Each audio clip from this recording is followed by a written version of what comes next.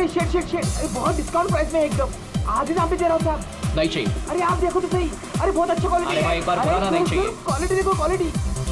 ओ madam जी देखो ना, madam जी लो ना, अच्छी क्वालिटी का है मैडम जी, एकदम अच्छा क्वालिटी का है मैडम जी।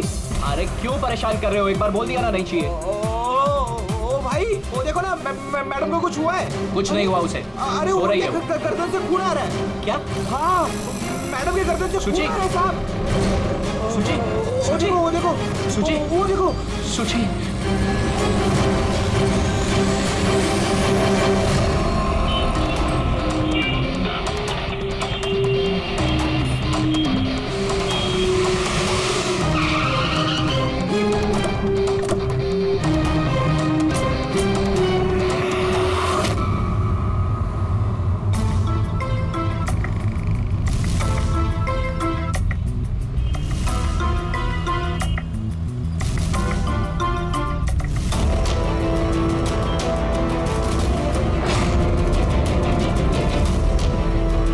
काफी खून बह चुका है, लगता है गोली काफी देर पहले चली थी।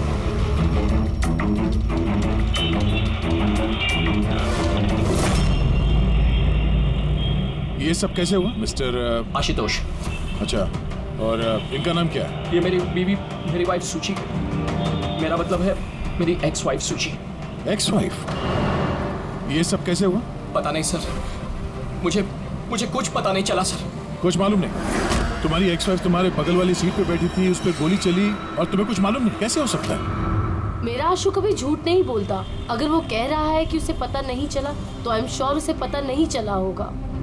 आप जी, मैं मेहिका, इनकी प्रेजेंट वाइफ।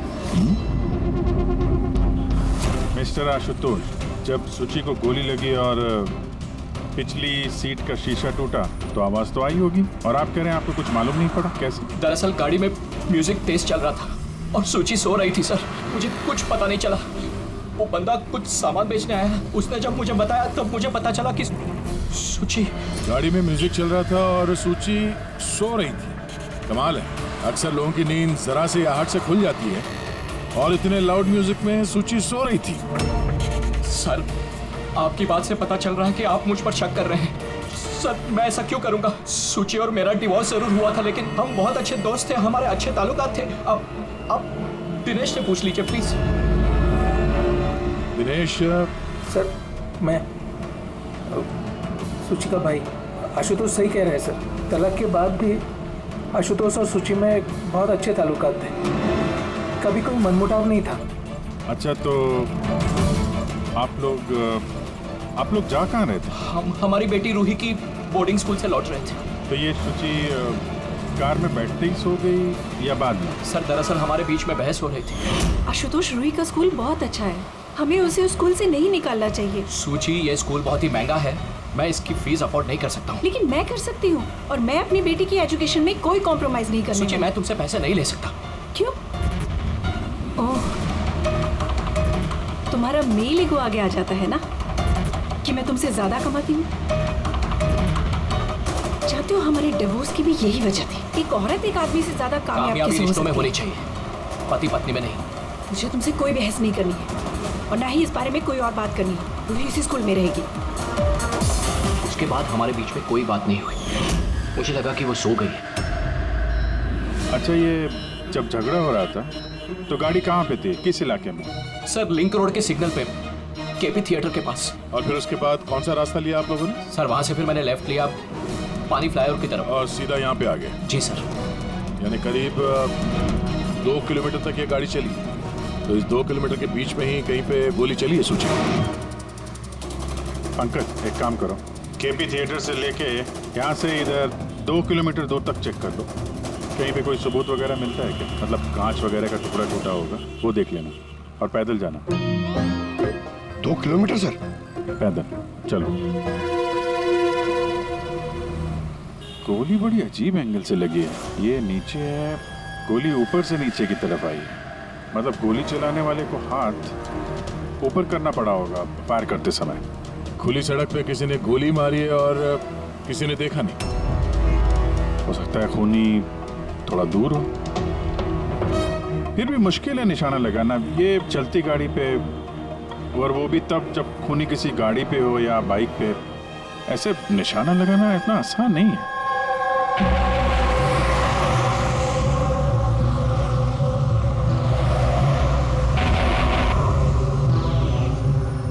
रास्ते में कहीं पे गाड़ी रोकी थी तुमने?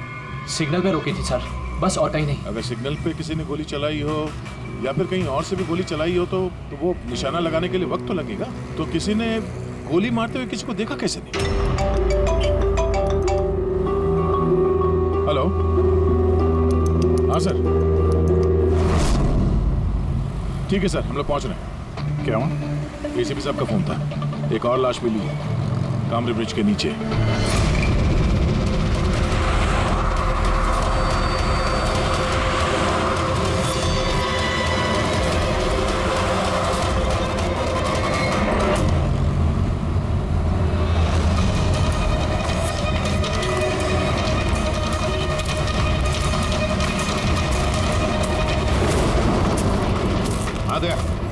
सर, आपको पता कैसे चला इस लाश का? लोकल पुलिस को आसपास के लोगों ने कंप्लेंट दी थी।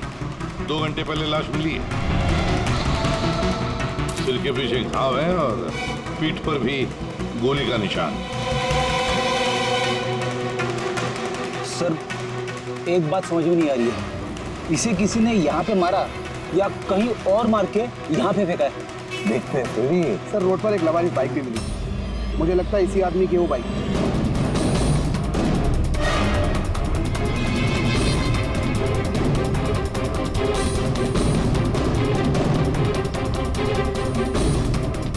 Skid mark. सर, ऐसा लगता है ये आदमी बाइक पे जा रहा होगा, किसी ने पीछे से गोली मार दी, डिसबैलेंस हो गया, गाड़ी बाइक स्किड होके किसी चीज से यहाँ पे टकराई होगी और उसकी बॉडी यहाँ नीचे गिर गई। सर पे चोट उस वक्त लग गया होगा।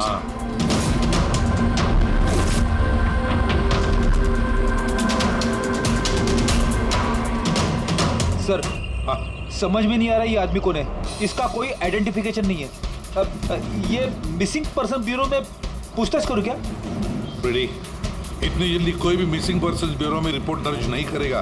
काम करो, आरटीओ में जाकर इस बाइक का रजिस्ट्रेशन चेक करो। सारे के सारे डिटेल्स मिल जाएंगे, मालिक कौन है वगैरह। दूसरे केस का क्या हुआ, कुछ पता चला? नहीं सर, बड़ा अजीब केस है, समझ में नहीं आ रहा गोली किसने चलाई और कहाँ से।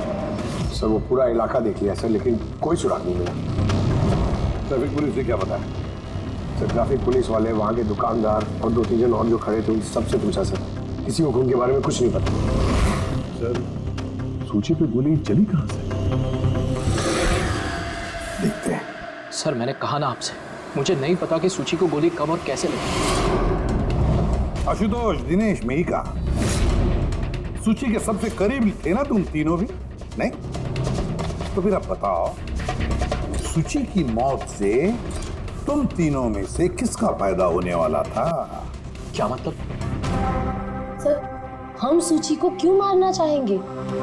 सर, मेरी सगी बहन थी, सगी बहन, मैं अपनी बहन को क्यों मारूंगा सर? करोड़ों रुपयों के लिए। और क्या? करोड़ों रुपयों के लिए। मुझे क्या फायदा हो सकता था? मेरा और सूची का तो ऑलरेडी डिवोर्स हो चुका था। हो सकता है डिवोर्स ही वो वजह हो। डिवोर्स के बाद भी मैं और सूची बहुत अच्छे दोस्त थे, दोस्त की तरह बर्ताव करते थे। ये भी तो हो सकता है ना कि तुम्हारी अपनी पहली बीवी के साथ जो दोस्ती थी वो शायद तुम्हारी दूसरी बीवी को पसंद ना आई हो। सर, आप ये कैसी बातें कर रहे हैं? मुझे इनकी दोस्ती से क्या प्रॉब्लम होगी? मुझे इनकी दोस्ती से कोई प्रॉब्लम नहीं थी। मैं बिल्कुल भी इनसिक्योर टाइप की लड़की नहीं हूँ। अगर सूची की हत्या तुम तीनों में से किसी ने नहीं की तो फिर किसने मारा सूची को? किसने मारा? मैं बताता हूँ आपको। सूची एक एनजीओ में काम करती थी। उसने वहां पर शैली नाम की एक अकाउंटेंट का भांडाफोड़ किया था, क्योंकि शैली पैसे को लेकर हेराफेरी कर रही थी। तुम्हें लगता है कि शैली का हाथ हो सकता है सबके पीछे? जी हाँ सर, कई बार शैली ने उसको धमकी भी दी थी। सर, मुझे तो लगता है कि ये काम पृथ्वी का हो सकता है। अब ये पृथ्वी कौन है? पढ़ाई बदतमीज किस्म का इंसान है, रोमियो टाइप। सूची ने पुलिस में कंप्लेन भी की थी उसके खिलाफ। कुछ दिन के लिए जेल भी गया था। ठीक है, तुम तीनों जा सकते हो। Thank you sir. Thank you sir.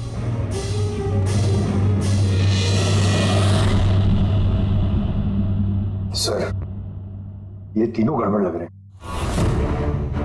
इन तीनों पर कड़ी नजर रखो। दया, तो शैली और पृथ्वी दोनों को ब्यूरो बुला लेते हैं।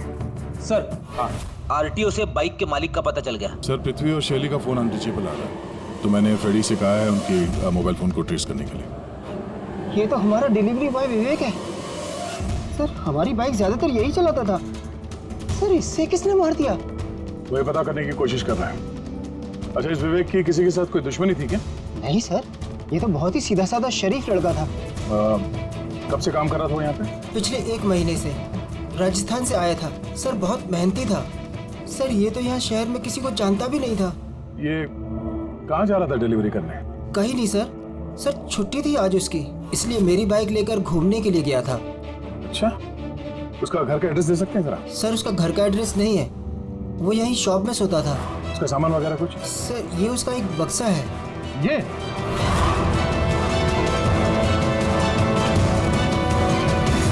सर, ये विवेक के बॉक्सेस और सारे सामान चेक किए मैंने, उसमें ये सर्कस के पैम्फलेट्स के अलावा और कुछ नहीं मिला। या तो उसे सर्कस बहुत ही ज्यादा पसंद होगा, या फिर अपने फ्री टाइम में ये पैम्फलेट बना के वो पैसे कमाता होगा। एक ऐसा मर्डर जिसमें सस्पेक्ट ही नहीं है। आखिर सिर्फ विवेक जैसे गरीब आदमी को मार के किसी को क्या फायदा हो सकता है? यही तो फिर ये सूची का दूसरा मर्डर, जिसमें कई लोगों पर हमें शक है, उनमें से कोई भी गाड़ी के पास जाकर के गोली चला सकता था सूची पर? नहीं बस, आई एम सॉरी बट मैं तुम्हारी बात से सहमत नहीं हूँ। कौन सी बात से? यही कि किसी ने इसे पास से गोली मारी। क्या मतलब? सब मतलब ये।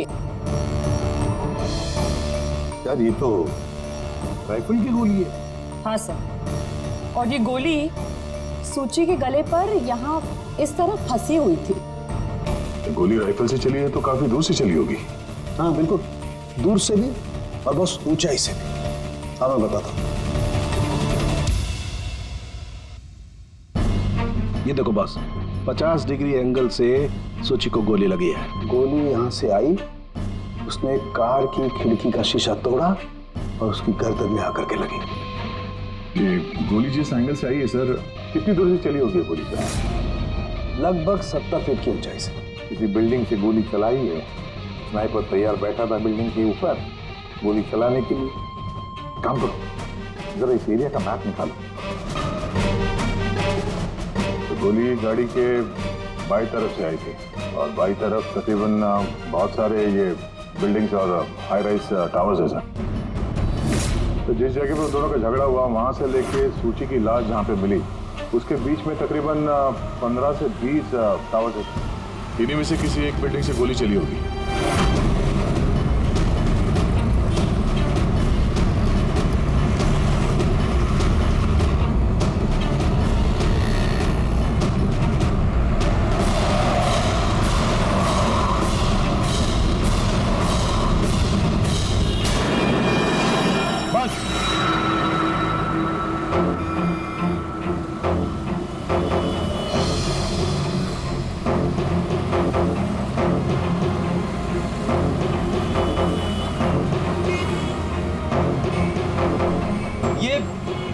अभिजीत सर के हाथ में क्या? मार्क है फ्रेडी, ठीक उसी हाइट पे जिस हाइट पे सूची पे गोली लगी थी। मेरे हाथ में ये डिजिटल डिस्टेंस रीडर है। इससे ये लेजर लाइट उस मार्क पे अगर ठीक जाता है तो इसका मतलब है कि गोली यहाँ इसी बिल्डिंग से चली है। थोड़ा कॉम्प्लिकेटेड है। ठीक है, ये भी करके देखते हैं। हाँ दया, मैं तैयार हूँ। Okay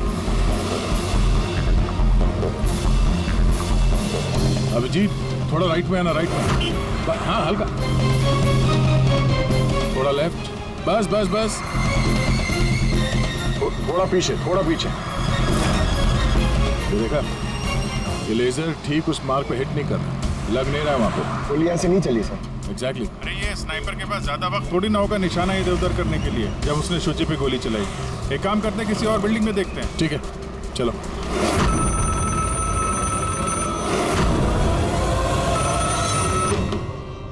hello. हाँ हेलो, क्या ये फैंटेसी सर्कस जयपुर राजस्थान का ऑफिस है? जी हाँ, बोलिए। देखिए, मैं मुंबई सीआईडी से एसीपी प्रद्युमन बोल रहा हूँ। क्या आपके यहाँ कोई विवेक काम करता था? हाँ हाँ, जानता हूँ विवेक को, वो इसी सर्कस में काम करता था। क्या हो गया? क्या काम करता था वो, कुछ बता सकते हैं? देखिए साहब, अगर सारा दिन आपसे फोन पे लगा रहोगे ना तो मेरा शो कैंसिल हो जाएगा।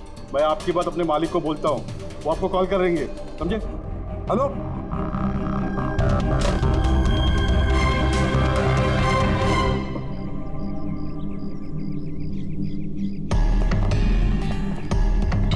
कमाल है सर, बिल्डिंग में वॉचमैन ही नहीं था। लगता है गोली यहीं से चली होगी।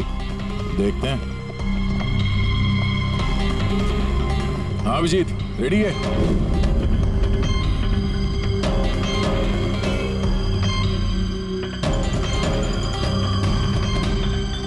नहीं अभिजीत, यहां से निशाना कुछ ठीक से लग नहीं रहा। थोड़ा राइट में आना, राइट में, और थोड़ा। हाँ परफेक्ट परफेक्ट, यहां पे लग गया निशाना। इसका मतलब शुचि यहाँ पे थी जब उसको गोली लगी। पंकज, रेडी? जरा देखो आसपास, उस स्नाइपर ने कोई सुराग छोड़ा है क्या? लेकिन यार दया, यहाँ पे कोई स्पीड ब्रेकर तो है नहीं। ऐसा कौन सा स्नाइपर था जो वहाँ बिल्डिंग पे बैठ के इतनी तेज चलती हुई गाड़ी पे ऐसा निशाना लगाए जो शुचि की गर्दन पे जाके लगे? हाँ ये बात तो है। आशुतोष, जब तुम्हारी गाड़ी ये यहाँ पर थी जी, तभी किसी वजह से तुम्हारी गाड़ी को स्लो करना पड़ा हो या फिर रोकना पड़ा हो, कुछ याद है? हाँ सर, मैं जब ड्राइव कर रहा था तो गाड़ी के आगे एक भिखारी आया था। मुझे ब्रेक मारनी पड़ी थी। भिखारी? हाँ क्या हुआ? इस तरफ कुछ भी नहीं है। कुछ भी नहीं? वहां भी कुछ नहीं है सर। ये भिखारी दिखने में कैसा था? सर, उसके एक हाथ में बैसाखी थी, लाल रंग का पोटला, गले में गमछा और शायद आधा गंजा था। अभिजीत, इस फ्लाईओवर के नीचे बहुत भिखारी बैठे हुए होते हैं, उन्हीं में से कोई एक होगा। मैंने सुना जो आशुतोष ने बताया भिखारी के बारे में। मैं यहाँ नीचे जाके देखता हूँ। कौन हो तुम लोग? इससे पूछ के यहाँ पे आए? तुम यहाँ के वॉचमैन हो? ड्यूटी पे क्यों नहीं थे? मेरी मर्जी। और तुम कौन होते हो मुझे ड्यूटी सिखाने वाले? सीआईडी। सीआईडी? जाते हो तुम्हारे वजह से यहाँ पे एक औरत का खून हो गया। मेरी वजह से खून? किसी ने यहाँ छत से नीचे एक औरत पे गोली मारी। क्या जानते हो उसके बारे में?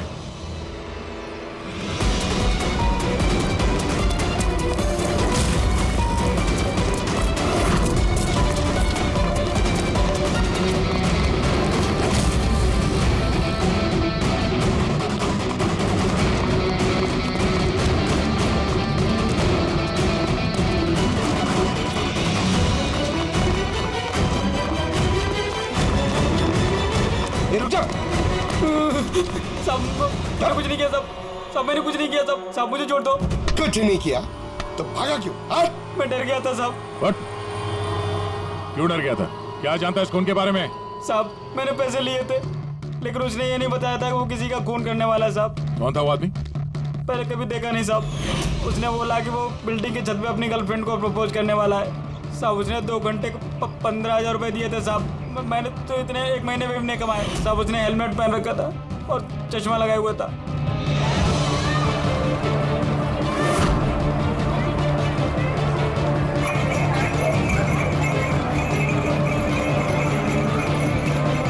अरे सुनो भाई, ओ भाई साहब, ये एक ऐसे आदमी को देखा है जो लाल गमछा बांधता है, अरे लाल रंग की पोटली रखता है और बैसाखी से चलता है? क्या? अरे सुनो भाई यार, एक आदमी को देखा है तुमने जो लाल रंग का गमछा बांधता है, पोटली है उसके पास लाल रंग की, बैसाखी से चलता है? नहीं देखा?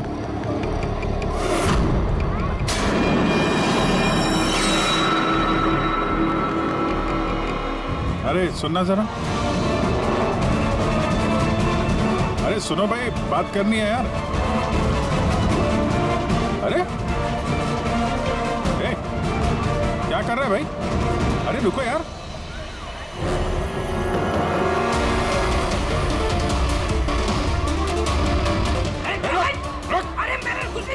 अरे मैं भिखारी हूँ, मेरे पास पैसे भी से कुछ भी नहीं है। अरे कौन हो, छोड़ दो मुझे। अपाहिज होने का नाटक कर रहा है। तुझे मालूम है बिना पैर के आदमी कैसे जीता है? अरे कौन हो तुम? क्या चाहते हो? मेरे पास पैसे भी से नहीं, मैं रास्ते का भिखारी नहीं बनने जीता। तो जानबूझ के उस लाल वाली गाड़ी के नीचे गिरा था ना? कौन सी लाल गाड़ी? मैं किसी गाड़ी के आगे नहीं आया। साहब क्या दादागिरी है, आप इसे छोड़ दीजिए वरना ठीक नहीं होगा, मैं बता देता हूँ। सीआईडी से हूँ मैं। किधर जरा शराफत से बता दे, वरना मैं अपने पे आ गया तो बहुत भारी पड़ेगा। नहीं नहीं साहब, आप पक्का सीआईडी से तो बताता हूँ। वो एक आदमी ने मुझे पैसा दिया था ये सब करने के लिए, और उसने कहा था कि जैसे ही लाल गाड़ी आती है तुम उसके आगे गिर जाना, तो मैं गिर गया साहब। तुझे पता कैसे चला कि लाल गाड़ी कब आएगी? वो छत पे एक आदमी खड़ा रह के इशारा करने वाला था, जैसे उसने इशारा करना मैं गाड़ी के आगे गिरना, ऐसा हमारा प्लान था साहब। तुझे मालूम है एक औरत का खून हो गया तेरे इस प्लान के चक्कर में? साहब मुझे माफ कर दो, मैं रास्ते का भिखारी हूँ, देखो मेरी हालत कैसी है साहब, मुझे छोड़ दो। ये बता वो आदमी कैसा था दिखने में? नहीं वो साहब मोटरसाइकिल पे आया था, हेलमेट पहने हुआ था, तो चेहरा दिखाई नहीं दिया। अरे यार कुछ तो देखा होगा, कुछ सुना होगा तूने? उसका फोन आया था, सामने वाले ने कहा था कि जल्दी जल्दी मिलने आओ, तो हाँ तो उसने कहा था कि मैं पहुँचता हूँ। कहाँ पहुँचने का बोला था, कुछ याद है? कुछ सुना तूने? हाँ याद आया, भांडुप मिल। हाँ भांडुप मिल, भांडुप मिल। अच्छा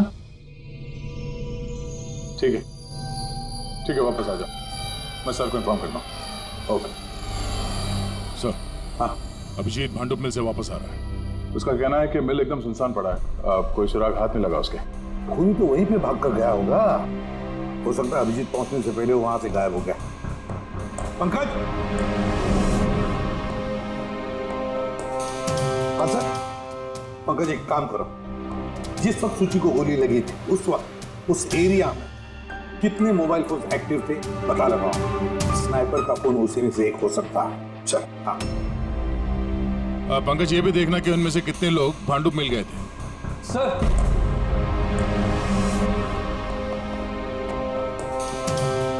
सर ये शैली है, एनजीओ अकाउंटेंट। सूची एक एनजीओ में काम करती थी, उसने वहां पर शैली नाम की एक अकाउंटेंट का भांडाफोड़ किया था। और ये पृथ्वी है जिनके खिलाफ सूची ने रिपोर्ट लिखवाई थी। सूची ने पुलिस में कंप्लेन भी की थी उसके खिलाफ, कुछ दिन के लिए जेल भी गया था।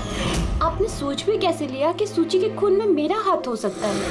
हाँ सर, मैंने भी ऐसा कुछ नहीं किया, मैंने किसी का मर्डर नहीं किया सर। शैली तुम्हारी नौकरी चली गई थी सूची के वजह से, और उसके बाद से तुम्हें अभी तक कोई नौकरी मिली नहीं। उधार के पैसे ले लेके घर का खर्चा चला रही हो तुम, हाँ? और पृथ्वी, एक हफ्ते तक तुम्हें जेल में रहना पड़ा, अपने मोहल्ले में काफी बदनामी हुई तुम्हारी, क्यों? तो क्या हुआ? अगर मुझे बदनामी का इतना डर होता तो मैं अपना घर बदल लेता, मर्डर थोड़ी ना करूंगा मैं किसी का। एंड सर ऐसा नहीं है कि मुझे कोई जॉब नहीं मिल रही है, इट्स जस्ट लाइक कि मुझे मेरे लायक कोई जॉब नहीं मिल रही है, इस वजह से मैं कहीं ज्वाइन नहीं कर रही हूँ। आपको आशुतोष और उसकी नई पत्नी मिहिका से पूछताछ करनी चाहिए। वो आपस में खुश नहीं है लेकिन दिखावा करते। आशुतोष तो सूची के पास वापस जाना चाहता था, शायद मिहिका ने इसीलिए। एंड सर सूची की ना उसके भाई दिनेश से भी नहीं बनती थी, हमेशा ना फोन पे उससे झगड़ती ही रहती थी। अच्छा, और किस बात को लेके होता था ये झगड़ा इन दोनों भाई बहन के बीच? एक्चुअली सर दिनेश ने आशुतोष को धमकी दी थी कि सूची से दूर रहे, शायद सूची को यही अच्छा नहीं लगा होगा।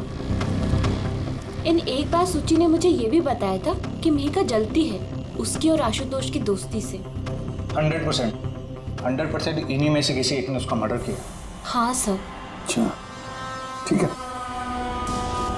जा सकते हो तुम दोनों, लेकिन एक बात अच्छी तरह से याद रखना, जब तक इन्वेस्टिगेशन पूरा नहीं होता ये शहर छोड़कर तुम कहीं नहीं जाओगे। इस केस में किसी की बातों का भरोसा नहीं हो रहा सर, ऐसा लगता है कि सब के सब झूठ ही बोल रहे हैं। हाँ, पर यार जो भी है उसने बड़ी लंबी प्लानिंग की है। पहले भिखारी को पैसे दिए, फिर वॉचमैन को हायर किया, फिर स्नाइपर को हायर किया, तो सही वक्त मिलते ही सूची को उड़ा दिया। सर, हाँ सर, जिस वक्त सूची को गोली चली थी सर, उस वक्त ब्रिज के आसपास 2000 लोगों के मोबाइल एक्टिवेट थे। तो उसमें से कौन सा मोबाइल फोन भांडुप मिल की तरफ गया देखा? एक फोन गया था सर उस तरफ, लेकिन वो प्राइवेट नंबर है तो वो ट्रैक नहीं हो पाया। और क्या बता सकते हो इस नंबर के बारे में? यही सर कि वो मिल तक गया लेकिन रुका नहीं, वो सीधे चला गया कामरी ब्रिज की तरफ और फिर वहां से सिग्नल चला गया सर। कामरी ब्रिज? विवेक की लाश भी तो हमें उसी ब्रिज पे नहीं मिली थी। ये कोई कॉन्सिडेंस तो नहीं हो सकता? राजस्थान में फोन कर दे विवेक के गांव, पुलिस वालों को क्या इंफॉर्मेशन मिले उसके बारे में देखते हैं। ये विवेक भी तो खूनी हो सकता है। किसी ने विवेक का खून कर दिया, एक खूनी का खून। कुछ भी हो सकता है फ्रेडी, इस केस में कुछ भी हो सकता है।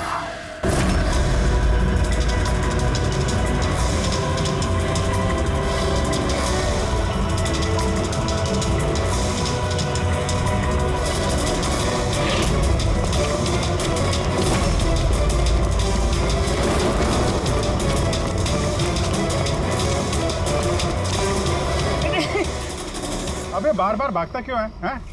अरे हाँ, बार बार मेरे पीछे पड़ते हो, क्यों पड़ते हो मेरे पीछे? बात करनी है तेरे से। मुझे नहीं बात करनी है। तो बहुत हुआ साहब, आप हम लोगों को इस तरह परेशान नहीं कर सकते। कोई परेशान नहीं कर रहा, हम अपना काम कर रहे हैं, जाओ। हमको कुछ नहीं सुनना है, जाइए यहाँ से। अरे एक आदमी का खून हो गया, समझ में नहीं आता। हाँ तो क्या हम लोगों ने खून किया है? हाँ, हम लोग गरीब लोग हैं, भीख मांग के खाते हैं, तो इसका मतलब हम पे इल्जाम डाल देंगे आप लोग? हाँ देखो ना।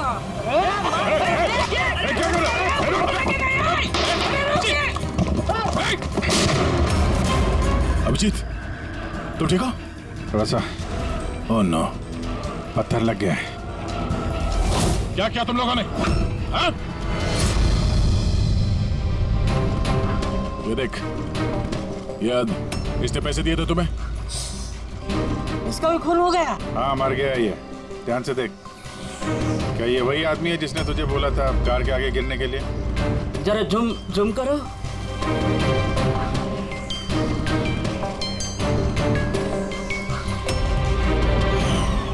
ऐसी घड़ी उसने भी पहनी थी। शायद जिसने पैसे दिए होंगे इस आदमी को, उसी ने सबूत मिटाने के लिए इसे भी मार दिया। हाँ पंकज। हाँ अच्छा, ओह ठीक है ठीक है, okay okay thank you. Pankaj का फोन था, बता रहा था कि विवेक राजस्थान में किसी सर्कस में काम कर रहा था, निशानेबाज था।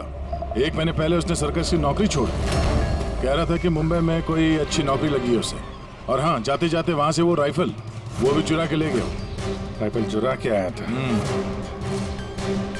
सुची की सुपारी लेकर आया होगा यहाँ पे, और ये दुकान पे इसलिए काम कर रहा था ताकि किसी को शक ना हो। हाँ, और इस पूरे जुर्म का जो मास्टरमाइंड है वो राजस्थान तो गया होगा इस विवेक को सुपारी देने के लिए। है कौन ये मास्टरमाइंड जो आंखों के सामने रहकर भी नजर नहीं आ रहा है?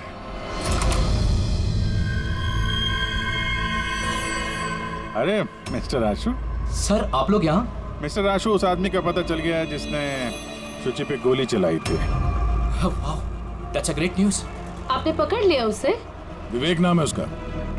आप लोग किसी विवेक को जानते हो? नहीं तो। कमाल है, आप किसी विवेक को नहीं जानते हो, मगर 15 बार कॉल किया आपने अपने मोबाइल से। क्या?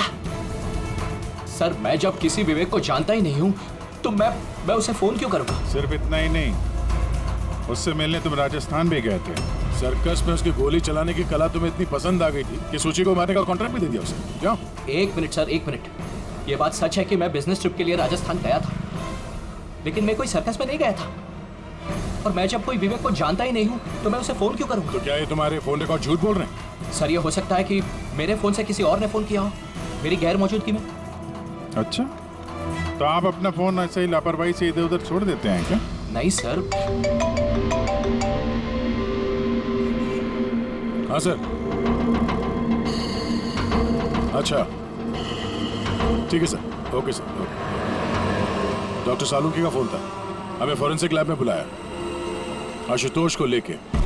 बस सूची यहाँ बैठी हुई थी इस सीट पे, और ये इस सीट का हिस्सा है जो पीछे की तरफ, और ये है वो लीवर जिससे सीट आगे पीछे होती है, और इस लीवर को जाम कर दिया गया है।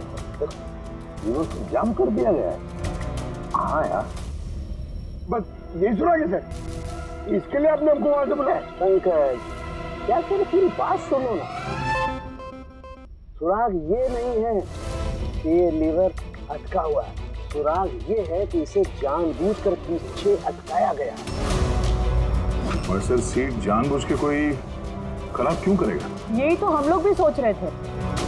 आशुतोष, ये तुम्हारी इस गाड़ी की सीट कब से ऐसी है, कब से पीछे अटकी पड़ी है? सर परसों रात तक तो ठीक थी, लेकिन कल सुबह जब निकला तो रिक्लाइन काम नहीं कर रहा था। मेरे पास ठीक कराने का वक्त नहीं था, इसलिए ऐसे ही निकल पड़ा। तालुम के साहब, सीट खराब होने का इस केस से क्या लेना देना? लेना देना है पहले, और लेना देना यह है कि खूनी चाहता था कि सीट पीछे अटकी रहे ताकि सूची की पोजीशन ऐसे रहे पीछे की तरफ। सर, अगर वो आगे बैठती या पीछे बैठती तो उससे खूनी को क्या फर्क पड़ता? खूनी तो गोली चलाने वाला था ना। यार पंकज, तुम एक काम करो, यहाँ ड्राइविंग सीट पे बैठ। सारिका, तुम सूची की जगह। हाँ। अब मान लो कि मैं सूची हूँ, तो जब मैं इस सीट पे बैठी थी तब मेरा सर ऐसे था। बस सूची का सर यहाँ होने का फायदा खूनी को तब मिलता जब उसका एम सूची नहीं, ड्राइविंग सीट पर बैठा हुआ आदमी होता, मतलब आशुतोष होता। लेकिन आशुतोष को किसी भी वजह से बहुत जबरदस्त ब्रेक लगाना पड़ा। ब्रेक की वजह से झटका लगा और झटके में सूची आगे आई, और बॉस गोली आशुतोष को लगने की बजाय सूची को लग गई। सर इसका मतलब आशुतोष खूनी नहीं है, बल्कि कोई उसका खून करना चाहता है।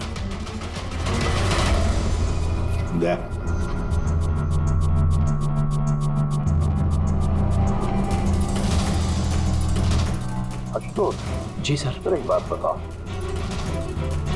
तुम्हारा कोई दुश्मन है? कोई ऐसा दुश्मन जो तुम्हारी जान लेना चाहता है? याद करके बताओ, सोचो।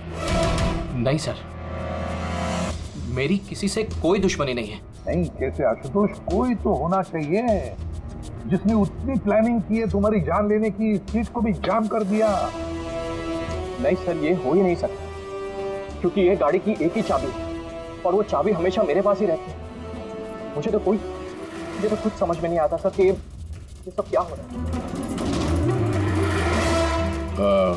कोई बात नहीं आशुतोष, वो जो कोई भी है हम पता करने की कोशिश करेंगे कि कौन है वो जो तुम्हें मारना चाहता है। ठीक है, चलो चलते हैं, आ जाओ। जी सर। सर हमने आशुतोष को जाने क्यों दिया? अगर खूनी ने फिर से हमला कर दिया तो? देखते रहना पंकज, अब हम आशुतोष की हर मूवमेंट को ट्रैक करेंगे, हर बात हमें सुनाई पड़ेगी। सर वो किसे? ट्रांसमीटर बग जो लगाया है।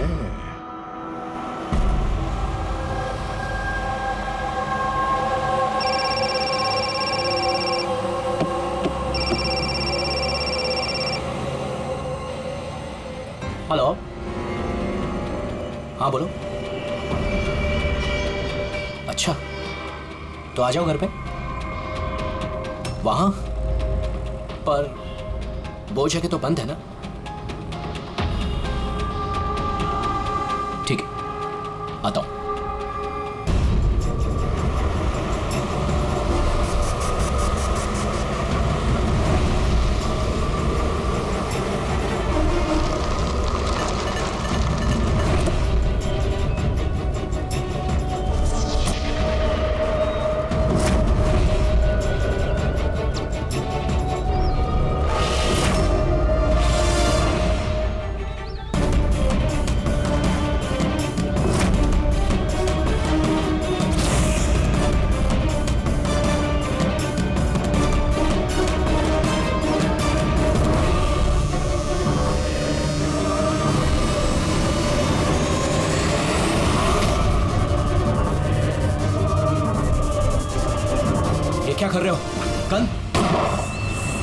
माय गॉड, गोलियों की आवाज है।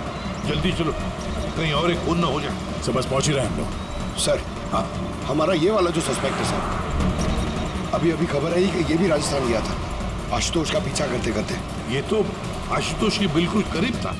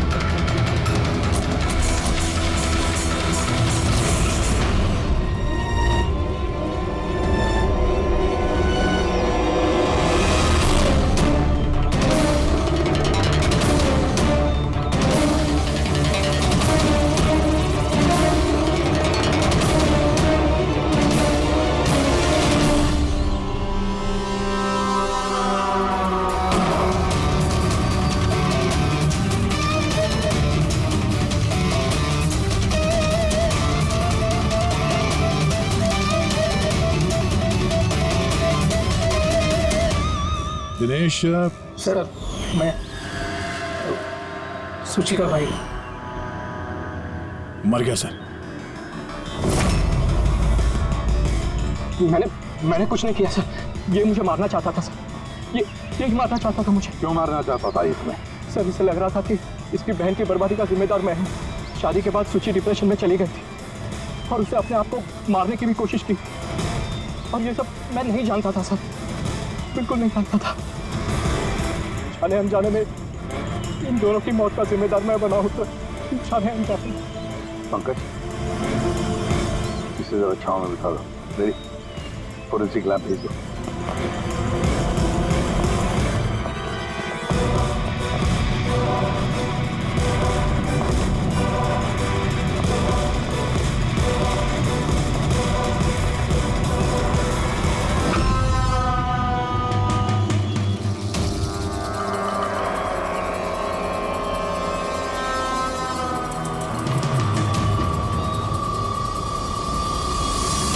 कहानी में नया ट्विस्ट।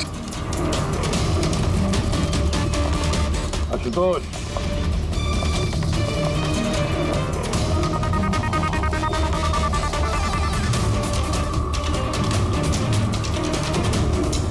जानते हो क्या है ये? नहीं सर, मुझे नहीं पता। नहीं पता?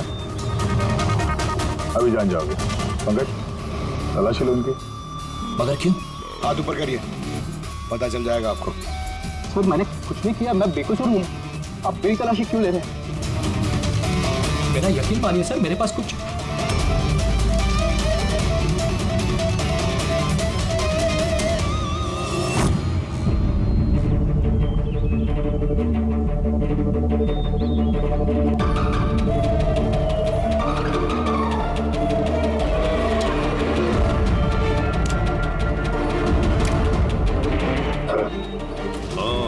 Rubber bullets. मुझे नहीं पता सर, इससे क्या साबित होता है? क्या साबित होता है? हाँ? तुमने इस गन से दिनेश का खून किया, असली बुलेट से। हाँ? तो फिर ये गन कैसे आई तुम्हारे पास? और वो नकली रबर बुलेट कैसे फायर हुआ और कब?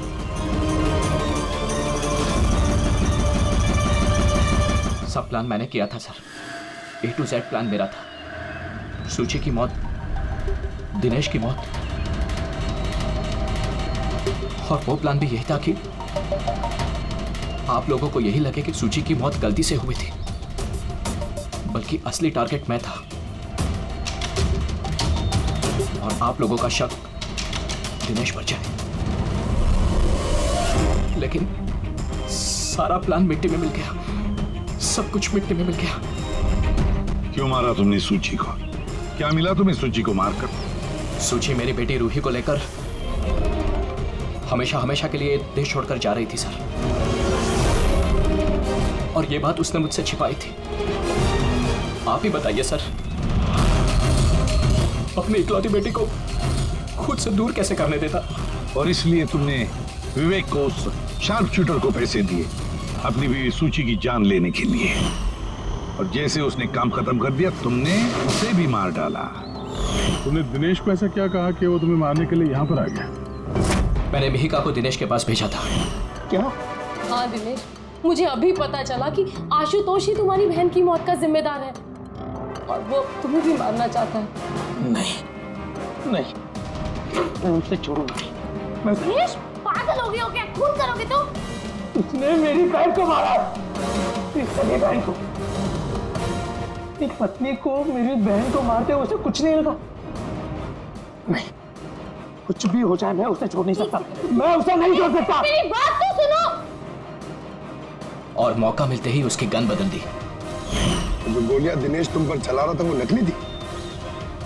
हाँ, लड़ाई के दौरान मैंने गन बदल दी थी ताकि आप लोगों को लगे कि आत्मरक्षा के लिए मैंने दिनेश को मारा है और आप लोगों के सामने मैं बेगुनाह दिखूं। क्या छोड़ा तुमने अपनी बच्ची के लिए? न मां न बाप।